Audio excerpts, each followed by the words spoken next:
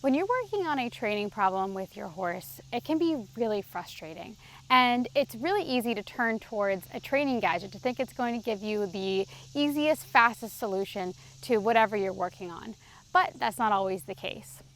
You're watching the weekly show at the EC Network, and I'm Julia.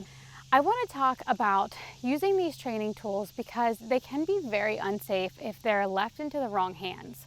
Now, these tools by themselves are not necessarily dangerous, but if they're used by an inexperienced rider or used incorrectly, it can be extremely unsafe for both the horse and the rider.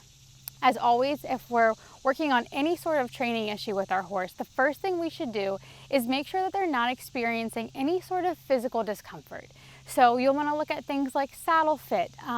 Are they eating a proper diet? What do their teeth look like?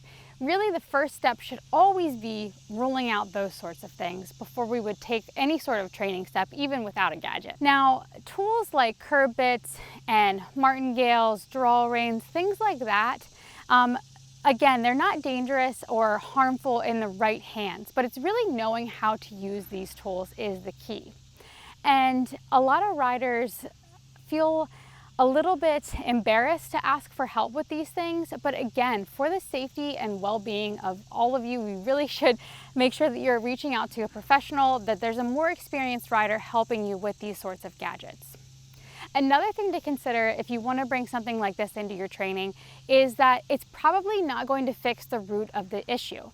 So for example, if you're working on contact with your horse, if you want them to come into a nicer frame, we want to teach them how to respond to the bit contact. And throwing something like a martingale on isn't necessarily going to teach that horse how to respond to the bit pressure, but it will lower the head and give the sort of picture of the better frame that you're looking for. So that's another thing to consider, is that you're not actually always solving the root of the issue. It is sort of a band-aid. I also have seen a lot of riders use these training tools as sort of a way of fitting in with a style. So a lot of times in the hunter ring, we'll see horses, especially in the over fences classes, with a standing martingale on. And while some horses definitely they go better in a standing martingale, it shouldn't be common practice that just because everybody else is putting one on that we should as well. We want to make sure that it's actually fitting in with our training and what that horse needs at that stage of their training.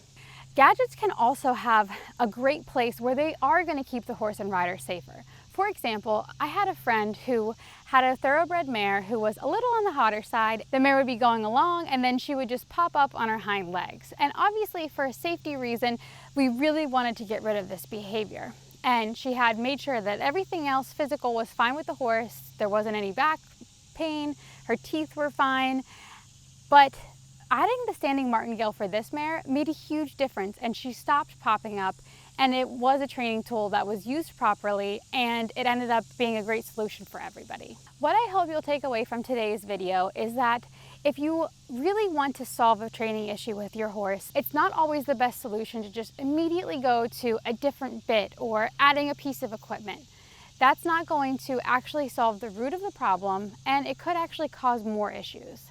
So if you are considering this, make sure that you're reaching out to your instructor or maybe a more experienced rider to help you with this. And if you do decide to add this piece of equipment to your training routine, make sure that you're getting help from somebody if you're not sure how to use it correctly. And make sure that whatever you're doing is benefiting the welfare of your horse, that you've eliminated any sort of physical issue that the horse could have that would be contributing to the physical discomfort that could be manifesting this behavior. If you've ever used a tool that you have found helpful, I would love to hear from you. Please leave a comment below and tell me what you were working on, what you used, and how it worked for you. Thanks so much for watching.